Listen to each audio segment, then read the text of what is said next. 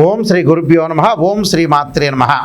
శ్రీ పరాభవ నామ సంవత్సరం అనేక పరిణామాలు, అనేక మార్పులు, అవమానాలు, ఎలాంటి పరాభవాలు జరగకుండా, ఎలాంటి అవమానాలు జరగకుండా, అంటే గతం విషయాలన్నీ కూడా మనం ప్రతి దానిలో కూడా కొంత జాగ్రత్తగా ఉండి ఆచితూచి అడుగు వేసే నామ సంవత్సరమే శ్రీ పరాభవ నామ సంవత్సరం అంటారు. అంటే గత అనుభవాలను గుర్తుపెట్టుకొని ఎలాంటి పరాభవాలు జరగకుండా మనం చాలా జాగ్రత్తగా మన జీవితాన్ని తీర్చిదిద్దుకోవాల్సిన నామ సంవత్సరం ఏంటంటే శ్రీ పరాభవ నామ సంవత్సరం అంటారు. సహజంగా పరాభవ నామ సంవత్సరం ఏంటంటే ప్రభవాది సత్య సంవత్సరాల్లో 40వ నామ సంవత్సరం ఏంటంటే శ్రీ పరాభవ నామ సంవత్సరం అంటారు.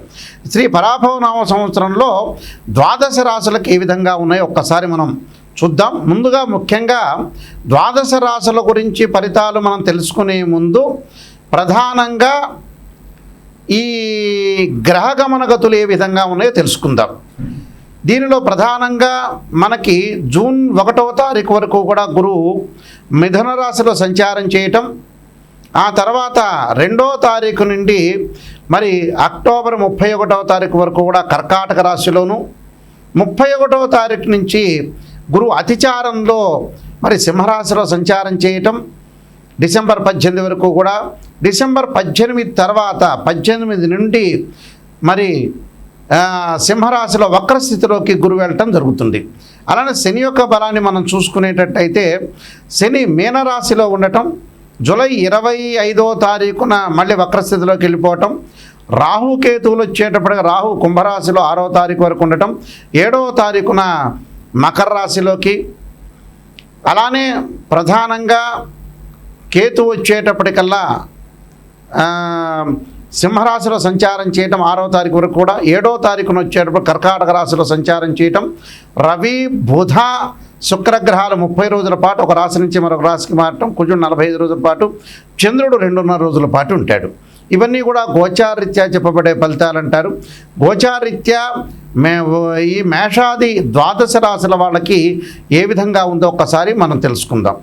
ధనస్సు రాశి వాళ్ళకి శ్రీ పరాభవ నామ సంవత్సరంలో 14 ఆదాయం, 11 ఖర్చుగా ఉంటుంది, 5 రాజ్యపూజ్యం, 6 అవమానంగా ఉంటుంది. ధనస్సు రాశి అంటే మూలా నక్షత్రం 1, 2, 3, 4 పాదాలు జన్మించిన వాళ్ళు, అలానే పూర్వాషాఢ నక్షత్రం 1, 2, 3, 4 పాదాలు జన్మించిన వాళ్ళు, ఉత్తరాషాఢ నక్షత్రం 1వ పాదంలో జన్మించిన వాళ్ళందరూ కూడా ధనస్సు రాశి అవుతారు.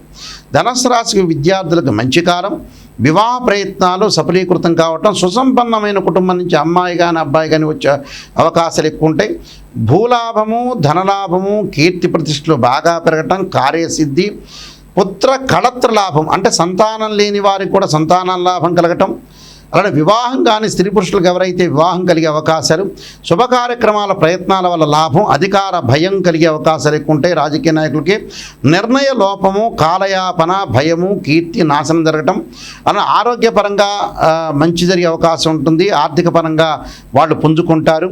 అలానే ఆర్థిక పరంగా చాలా అద్భుతంగా ఉండే అవకాశాలు బాగా ఎక్కువ ఉంటాయి. అంటే అనవసరమైన ప్రయాణాలు చేయొద్దండి. స్థానచలనం జరగటం, ఆరోగ్యపరంగా ఎలాంటి ఇబ్బందులు కలగకుండా చూసుకోవాలి. అలానే వృత్తి వ్యాపారాల్లో కొంత కష్టం కలిగే అవకాశం ఉంటుంది. వృత్తి వ్యాపారాల్లో కొంత కష్టం కలగకుండా ఆచితూచి అడుగు వేస్తే మీకు మంచి లాభాలు కలిగే అవకాశాలు ఉంటాయి. ఎందుకంటే 14 ఆదాయం 11 ఖర్చు అంటే కొద్ది తేడానే, కొద్దిగా మాత్రమే లాభంలో ఉంటారని అర్థం. విద్యార్థులకు మంచి కాలం. అలానే మూలా నక్షత్రం వాళ్ళకి ఎలా ఉండబోతుందంటే కుటుంబంలో సుఖం లభించే అవకాశాలు ఎక్కువ ఉంటాయి. అంటే కుటుంబ సౌఖ్యం, బంధుమిత్రులతో విందులు, వినోదాలు, యాత్రలకు వెళ్ళటం, ఆకస్మికంగా ధన నష్టం రాకుండా చూసుకోవాలి. స్థానచలనము, సంఘంలో కీర్తి ప్రతిష్టలు, వృద్ధి జరిగే అవకాశం ఉంటాం. అలానే నవమి రోజున చండీ హోమం చేయాలి. దానితో పాటు రుద్రార్చన, దుర్గా స్తోత్రము, మొక్కలు నాటడం, సువాసిని పూజ చేయటం కూడా చాలా మంచిది. పూర్వాషాఢ నక్షత్రంలో జన్మించిన వాళ్ళకి మానసిక చింత, ప్రయాణాల్లో శ్రమ అధికంగా ఉండడం, కుటుంబ సభ్యుల యొక్క సహకారం, నూతన ప్రయత్నాలు లాభించడం, ధనలాభము, పెద్దల పరిచయాలు. అలానే వీళ్ళు తప్పకుండా శతఘటాభిషేకం చేసుకోవటం, గోదానము, గోసేవ, పుస్తక దానము, అర్ధనారీశ్వర స్తోత్ర పాలనం చేయటం కూడా చాలా మంచిది.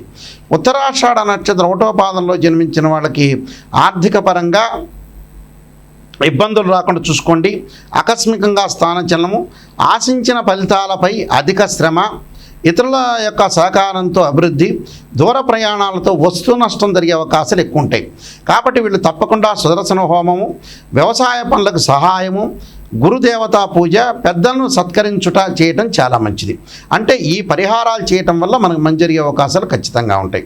ఇవన్నీ కూడా గోచార రీత్యా చెప్పబడే ఫలితాలు అంటారు. అంటే this is the transit system అంటారు. ట్రాన్సిట్ సిస్టమ్ వేరు, బర్త్ చార్ట్ అనేది వేరు. What is the difference between transit system and birth chart అంటే, ఒక చెట్టు ఉంటుంది, ఆ చెట్టు కింద కొమ్మలు ఉంటాయి, ఆ కొమ్మల పైన ఆ చెట్టు ఉంటుంది, ఆ చెట్టు కింద వేళ్ళు ఉంటాయి, వేళ్ల పైన కాండం ఉంటుంది, కాండానికి బ్రాంచెస్ ఉంటాయి. ఎప్పుడైతే కొమ్మలకి ఆకులు ఉంటాయి, ఆకులు సహజంగా ఎప్పుడు వస్తుంది అంటే మనకు సహజంగా రైన్ సీజన్లో వస్తాయి, వింటర్ సీజన్లో అలానే ఉంటాయి, అలానే సమ్మర్ సీజన్లో రాలిపోతుంటాయి. ఆ రాలిపోయే ఆకులే గోచారం అంటారు. అంటే గ్రహాలు ఒక రాశి నుంచి మరొక రాశికి కొంతకాలం పడుతూ ఉంటుంది. అంటే రాహుకేతులు 18 నెలలు, అలానే గురువు సంవత్సర కాలం, శని 2.5 సంవత్సరాలు, అలానే రవి, బుధ, శుక్రగ్రహాలు 30 రోజుల పాటు ఒక రాశి నుంచి మరొక రాశికి మారుతాడు, కుజుడు 45 రోజుల పాటు ఉంటాడు, చంద్రుడు 2.5 రోజుల పాటు ఉంటాడు. ఇది గోచారం అంటారు. అదే బర్త్ చార్ట్ అంటే ఏమిటి అని అంటే, మనం పుట్టినప్పుడు మన date of birth, time, place of birth తీసుకుని జన్మ లగ్నం నుంచి తనుభావము, అలానే ద్వితీయ భావము, తృతీయ సోదర భావము, సుఖభావము, అలానే సంతాన భావము, షష్టమ భావం అంటే రోగము, రుణానికి సంబంధించిన భావం అంటారు, సప్తమ భావం అంటే కళత్ర భావం అంటారు, అష్టమ భావం అనేది ఆయుష్ సంబంధించిన భావాన్ని అంటారు, స్త్రీలకు వచ్చే మాంగళిక భావం అంటారు, అలానే భాగ్య భావం, నవమ స్థానానికి సంబంధించిన భాగ్య భావం అంటారు, అలానే దశమానికి సంబంధించిన వృత్తి స్థానానికి సంబంధించిన భావం అంటారు, అలానే లాభభావం, లాభస్థానంలో ఎలాంటి గ్రహాలు ఉన్నాయో మనం చూసుకుంటాం, అలానే వ్యయస్థానానికి సంబంధించిన వ్యయ భావం అంటారు. అంటే ప్రేమ, అలానే ఖర్చులు, ఇలాంటి భావాన్ని ద్వాదశ భావం అంటే వ్యయ భావం అంటారు. అలానే ఏదైతే ఒక్కొక్క భావానికి ఒక్కొక్క రాస్యాధిపతి, ఒక్కొక్క భావాధిపతి ఉంటారు. ఉదాహరణకి తనుభావానికి రవిని, ద్వితీయ భావానికి గురువని, తృతీయ భావానికి సోదర భావని, చతుర్థ భావానికి చంద్రుడని, పంచమ భావానికి గురువని, షష్టమ భావానికి కుజుడని, సప్తమ భావానికి మరి శుక్రుడని, ఇలాంటి భావాలు చూసుకుంటాం మనం. అలానే ఆయుష్ భావానికి శని అని. అంటే ప్రతి భావానికి కూడా భావాధిపతులు ఎవరు అనేది సహజంగా మనం చూసుకుంటాం. ఆ భావాధిపతులను అనుసరించి రాశిచక్రము, నవాంశము, అలానే దశమాంశము, సప్తమాంశము, త్రింశాంశము, హోరా ద్రేకాణం సంబంధించిన డివిజనబుల్ చార్ట్స్ కొన్ని ఉంటాయి.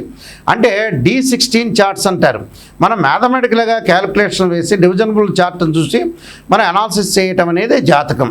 అంటే ఉదాహరణకి ఒక వివాహానికి సంబంధించిన విషయాన్ని ఒక అబ్బాయికి కానీ అమ్మాయికి కానీ చూడాలంటే ఖచ్చితంగా రాశిచక్రము, నవాంశము, భావచక్రము, దశల అంతర్దశలు, సంతానపరంగా చూడాలంటే రాశిచక్రము, సప్తమాంశము, అలానే మనం భావచక్రము, దశల అంతర్దశని అనాలిసిస్ చేయాలి. ఇలాగ డివిజనబుల్ చార్ట్స్ చూసి మనం చెప్పడం అనేది బర్త్ చార్ట్ అంటారు. అంటే గోచారం ఎప్పుడు కూడా 20% మాత్రమే సపోర్ట్ ఉంటుంది, బర్త్ చార్ట్ అనేది 80% సపోర్ట్ మాత్రమే ఉంటుంది. ఎందుకని గురువుగారు, నాయకంటి గారు ఇలా చెప్పడానికి కారణం ఏంటి అంటే, బర్త్ చార్ట్కి మనం ఏదైతే గోచారానికి సంబంధించిన విషయాలు ఎందుకు గోచారం చెబుతున్నారంటే, అదృష్టం అనేది ఏ విధంగా ఉండబోతుందో మనకు తెలియదు. ఒక నిమిషంలో అదృష్టం కలగవచ్చు. అంటే మన లైఫ్లో ఎప్పుడు కూడా ఒక నిమిషంలో ఎంత కృషి చేసినా కూడా ఆవగింజంత అదృష్టం అనేది ఉండాలంటారు. ఆవగింజంత అదృష్టమే మన జీవితంలో లైఫ్లో గోచారం అంటారు. ఈ గోచార పరంగా మనం ఏ విధంగా చూసుకోవాలి. ఖచ్చితంగా కొన్ని ప్రత్యేకంగా మీకు రెమెడీస్ చెప్పబోతున్నాను. ఆ రెమెడీస్లో ప్రధానంగా మీరు చేయాల్సినవి ఏమిటి అని అంటే, ఉద్యోగపరంగా ఇబ్బందులు కలుగుతున్న వ్యక్తులు ఎవరైతే ఉంటారో సూర్యుడి యొక్క ఆరాధన చేయాలి. ఆదిత్యాయుధే సహస్రమూర్తాయ ధీమే తన్నో సూర్య ప్రచోదయాత్ అనే మంత్రాన్ని చక్కగా చదువుకోవటం, గోధుమలు దానం చేయటం చాలా మంచిది. అలానే మానసికంగా ఆందోళన పడుతున్న వాళ్ళు క్షీరపుత్రాయుధే అమృతతత్వాయ ధీమే తన్నో చంద్ర ప్రచోదయాత్ అని చంద్రుడి యొక్క ఆరాధన చేయటం, అలానే మనం బియ్యాన్ని దానం చేయటం వల్ల కూడా మంచి జరుగుతుంది. అలానే వాహన ప్రమాదాలు జరగకుండా, కోర్టు సమస్యలు రాకుండా, వివాదాలు అన్నదమ్ముల మధ్యలో సఖ్యత అనేది చాలా ఇంపార్టెంట్ కాబట్టి ఎలాంటి ప్రాబ్లమ్స్ అన్నదమ్ముల మధ్యలో రాకుండా ఉండటానికి అంగార గ్రహాన్ని ఆరాధన చేయాలి. రాహుకాలంలో దీపం పెట్టడం, అంగారకాయుధే శక్తిహస్తాయ ధీమే తన్నో భౌమ ప్రచోదయాత్ అనే మంత్రాన్ని, అలానే ధరణీగర్భ సంభూతం విద్యుత్కాంతి సమప్రభం కుమారశక్తి హస్తంచ మంగళం ప్రణమామ్యం అనే మంత్రాన్ని కూడా చక్కగా చదువుకోవటం, కందులు, ఎర్రని వస్త్రాన్ని దానం చేయడం చాలా మంచిది. అలానే బుధగ్రహం యొక్క అనుకూలత లేకపోతే విష్ణు సహస్రనామ పాలన చేయటం, పెసలు దానం చేయాలి. అలానే ముఖ్యంగా విద్యార్థులకు అనుకూలంగా ఉండాలంటే దక్షిణామూర్తి స్తోత్ర పాలన చేసుకోవటం ఒకటి. అలానే దేవగురువైన బృహస్పతికి సంబంధించిన శనగలు దానం చేయటం చేయాలి. అలానే ధనపరంగా ఇబ్బందులు కలిగే వాళ్ళు యక్షాయ కుబేరాయ వైశ్రవణాయ ధనధాన్యాధిపతే ధనం ధాన్యం సమృద్ధిమే దేహిమే దాపై స్వహ అనే మంత్రాన్ని చక్కగా చదువుకోవాలి. అలానే వివాహం కాని స్త్రీ పురుషులు ఎవరైతే ఉంటారో అమ్మాయిలు వచ్చేయడం వరపాశుపతాస్ రుద్రాభిషేకం, అఘోర గౌరీ పాశుపతాస్ రుద్రాభిషేకం, అబ్బాయిలు వచ్చేయడం కన్యాపాశుపతాస్ రుద్రాభిషేకం చేయాలి. అలానే ఆరోగ్యపరంగా ఇబ్బందులు కలిగేవాడు శరీరే జర్జరీభూతే వ్యాధిగ్రస్తే కళేబిరి ఔషధం జాహ్నవీతోయం వైద్యో నారాయణారి అనే మంత్రాన్ని చదువుకోవాలి.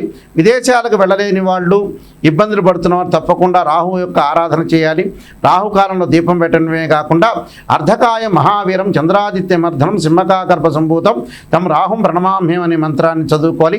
ధనపరంగా ఎవరైతే ఇబ్బందులు పడుతున్నారో యక్షాయ కుబేరాయ వైశ్రవణాయ ధనధాన్యాధిపతి ధనం ధాన్యం సమృద్ధిమే దేహిమే దాపై స్వాహ అనే మంత్రాన్ని చక్కగా చదువుకుంటే వీళ్ళకి మంజరి అవకాశాలు ఖచ్చితంగా ఉంటాయి.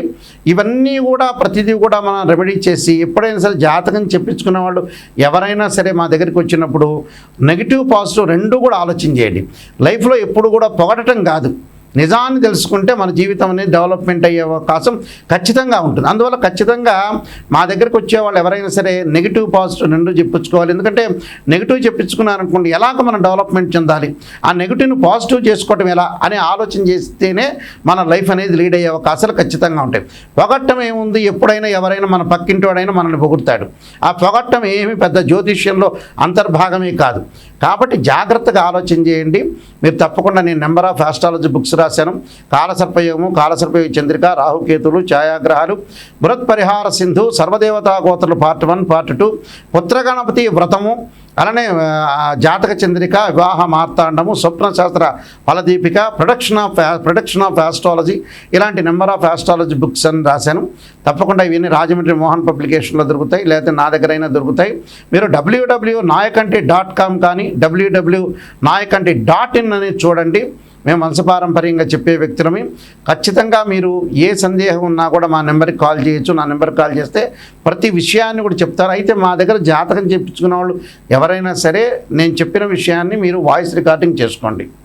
వాయిస్ రికార్డింగ్ ఎందుకు చేసుకోమంటున్నానంటే కొన్ని జాతకాల్లో నెగిటివ్ ఉంటే పాజిటివ్ ఉంటాయి. మీరు రికార్డ్ చేసుకున్నారనుకోండి, గురువుగారు ఈ పదార్థం తినకూడదని చెప్పారు, నాయకంటి గారు ఇలా సూచనలు చేశారు అనేది నిజాన్ని తెలుసుకుంటారు. ఇప్పుడు నేను చెబుతాను, మీరు మర్చిపోతారు. మర్చిపోయిన తర్వాత ఏమవుతుంది, ఏదో చెప్పారు గురువుగారు బిజీగా ఉన్నారు అనుకుంటారు. కాబట్టి వాయిస్ రికార్డింగ్ అని మస్ట్. ఏ విషయాన్నైనా సరే నాతో మాట్లాడచ్చు. ఆ స్క్రీన్ మీద స్క్రోలింగ్ అవుతున్న నెంబర్ ఉంటుంది, ఆ నెంబర్కి మీరు ఫోన్ చేసి మీరు తెలుసుకోండి. శ్రీ పరాభవ నామ సంవత్సరంలో మీ అందరికీ కూడా శ్రీ పరమేశ్వరుడి యొక్క కరుణాకటాక్షం ఉండాలని ఆశిస్తూ సర్వే జనా సుఖినో భవంతు.